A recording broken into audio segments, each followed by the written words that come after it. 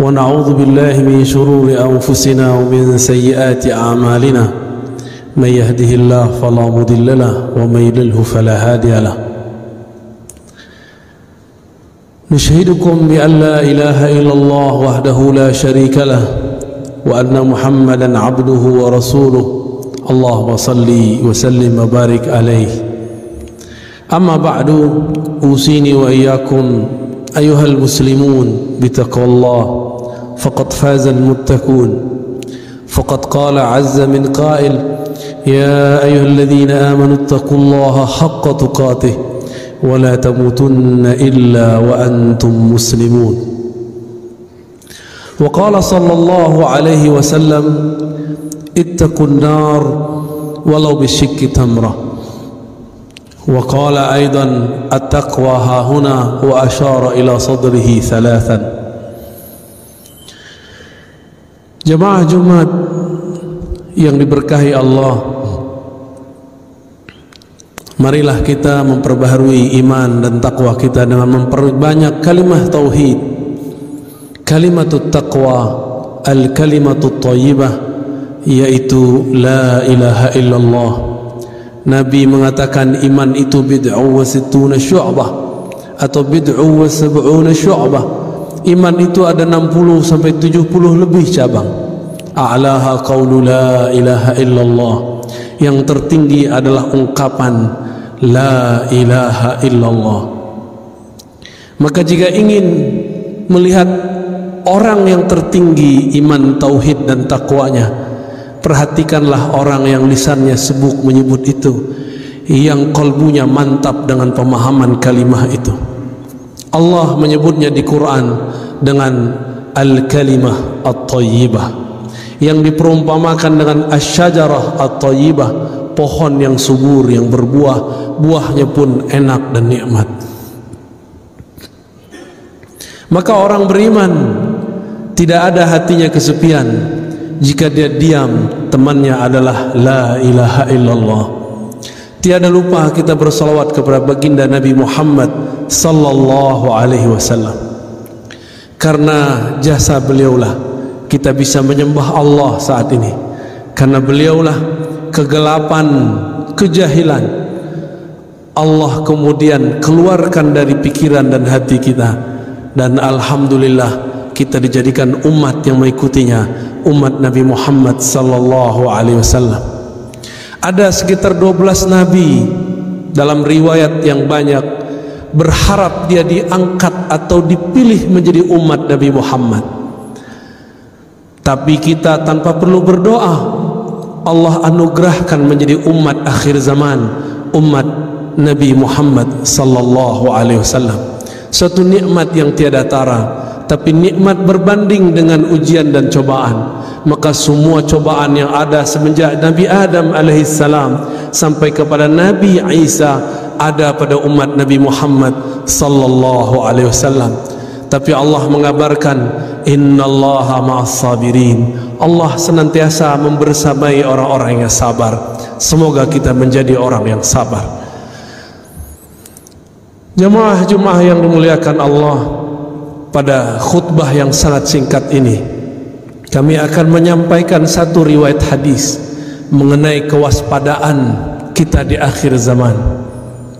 Suatu kali diriwayatkan bahwa Sayyidina Ali dalam hadis Bukhari, begitu juga hadis Muslim, mengirimkan Ghunaimah atau Zuhaibah beberapa emas, beberapa harta rampasan perang tentunya, dikirim dari Yaman ke Madinatun Nabi, Madinah At-Thayyibah, Madinatul Rasul sallallahu alaihi wasallam.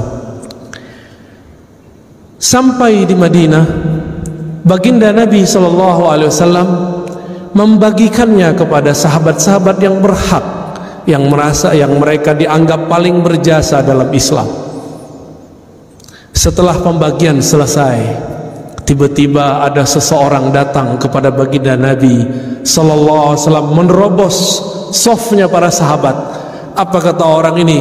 Ya Rasulullah, ittaqillah. Begitu riwayat Imam Bukhari. Wahai Rasul Allah, takutlah kepada Allah, takwalah kepada Allah. Coba bayangkan, siapakah yang paling bertakwa di dunia ini? Bukankah itu Rasulullah? Dalam riwayat yang lain, ya Muhammad, i'dil ya Muhammad. Hei Muhammad, berbuat adillah engkau. Ternyata orang ini merasa pembagian untuknya tidak banyak. Ternyata dari dulu si emas, kalau sekarang kita sebut rupiah, dolar, pitih, uang, ini memang jadi bencana dari masa Rasulullah sampai zaman kita ini. Apa kira-kira perasaan sahabat ketika ada orang membentak Rasulullah dengan kalimat ya Rasulullah ittaqillah? Wahai Rasulullah, kamu takutlah kepada Allah. Berarti dia sedang menghardik baginda Nabi Muhammad sallallahu alaihi wasallam.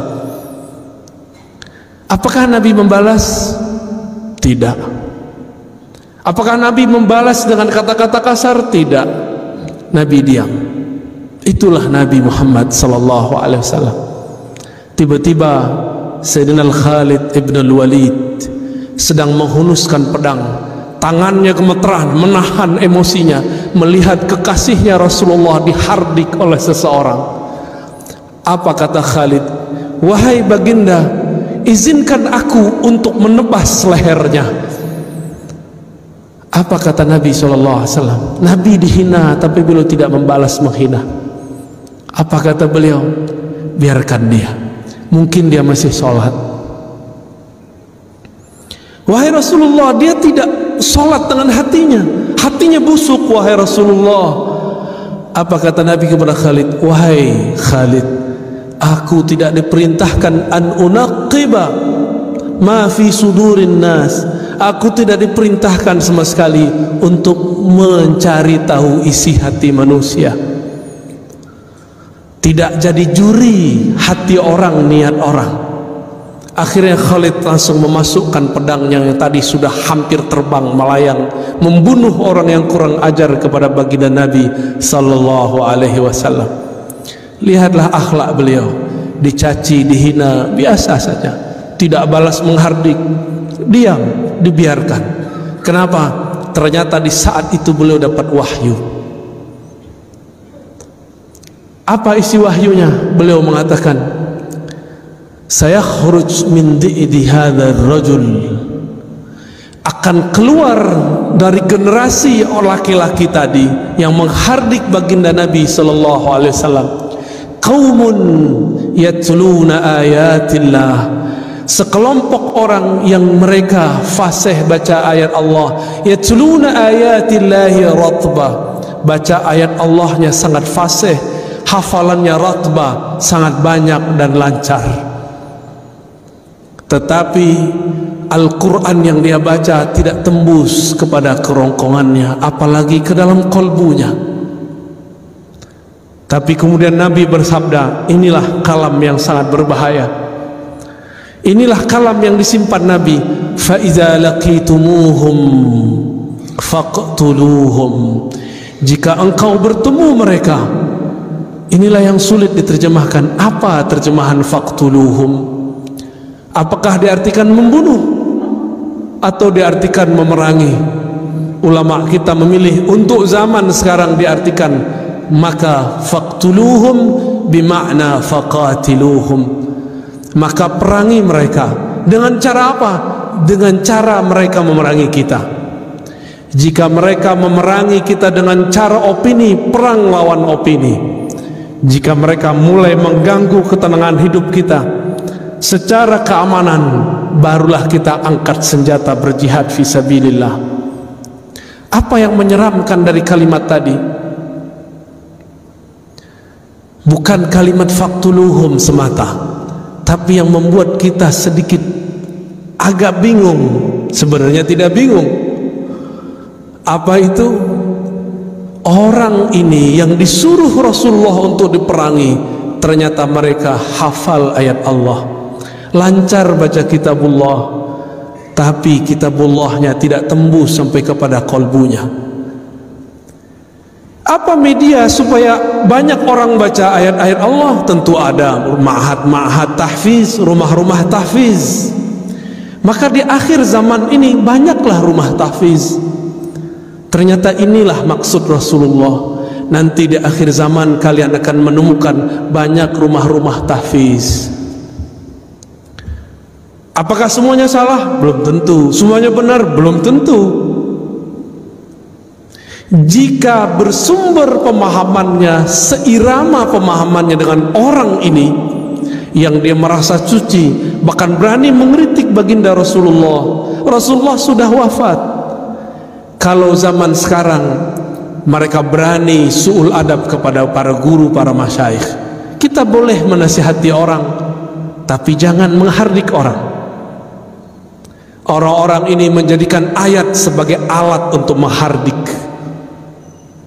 Lafaznya sama dari dulu sampai sekarang. Orang-orang ini pasti kalimatnya ittaqillah, bertakwalah kepada Allah, seakan-akan dia paling bertakwa di alam semesta. Jemaah Jumat yang dimuliakan Allah, maka rumah tahfiz yang kita bina, ma'had tahfiz yang kita punya, yang kita wakafkan, harus betul-betul dijaga. Jangan sampai kesusupan pemahaman pengikut orang yang ini. Mohon kita semua menjadi pengawas lembaga-lembaga wakaf. Mohon kita menjadi semua pengawas rumah-rumah tahfiz. Apakah ini mengajarkan kurang ajar kepada Rasulullah, kurang ajar kepada pewaris Rasulullah, atau mereka yang mengajarkan cinta kasih, adab kepada wali Allah? Bapak, saudara, sahabat jamaah Jumat yang dimuliakan Allah, berdasarkan hadis ini, ulama-ulama kita sekarang mulai kebangkitan, mulai sadar. Kita mesti bersanad, mesti bersilsilah, mesti berguru dalam ilmu apa saja. Bagian akhir yang kamu sampaikan, ketika awal abad kedua, Al-Imam Muhammad ibn Sirin, seorang tabi'in, bertemu sahabat-sahabat Rasulullah. Ketika banyak orang hafal Quran dan sunnah, tapi pemahamannya tidak sesuai dengan yang dihafalnya, maka beliau mengatakan, فَإِذَا ظَهَرَتِ الْفِتْنَةِ, ketika kekacauan sudah mulai muncul, maka kami bertanya, سَمُّوا لَنَا رِجَالَكُمْ, begitu diriwayatkan oleh Imam Muslim. Wahai para penceramah, wahai para ustadz, wahai para hafiz, wahai para da'i, wahai para guru, sammu lana rijalakum, wahai teman-temanku yang hijrah, wahai teman-temanku yang belajar Islam, sammu lana rijalakum, sebutkan siapa gurumu, siapa sanadmu yang menghubungkan engkau kepada Rasulullah sallallahu alaihi wasallam. Inilah pentingnya berguru. Berguru itu adalah jaminan kesahihan. Imam Bukhari berguru hampir 2000, Imam Abu Hanifah bahkan 4000, Imam Ibnu Hibban bahkan 2000. Kita baru berguru 1-2 guru sudah berani memfotnis orang yang berbeda. Betapa naifnya diri ini, betapa kelirunya kita, berapa emosionalnya kita beragama. Maka jemaah Jumat yang dimuliakan Allah, semoga di antara kita ada yang tersentuh hatinya, mulai hati-hati dengan proyek-proyek tahfiz Quran. Mari awasi, jika kita bagian dari orang yang mengikuti dan mengajarkan tahfiz Quran, mari menjemput pemahaman Al-Quran dari ahlinya. Fas'alu ahla dzikri in kuntum la ta'lamun. Ambillah ilmu, tanyalah ilmu kepada ahlinya jika kamu tidak tahu. Ilmu menghafal beda dengan ilmu memahami yang dihafal. Semoga Allah yufaqihna fid din wa 'allamana at-ta'wil wa yu'allimuna at-ta'wil. Semoga Allah membimbing kita memahami agama ini dan memahami isinya. Nasallallahu yubarik lana wa lisairil muslimina wal muslimat ونسأل الله الستار الغفار الغفور أن يغفر لنا ويسترنا بستره الجميل ويزيننا بستره الجلال، ونسأل الله التوبة والمغفرة. استغفروا أيها المسلمون فإنه كان غفارا.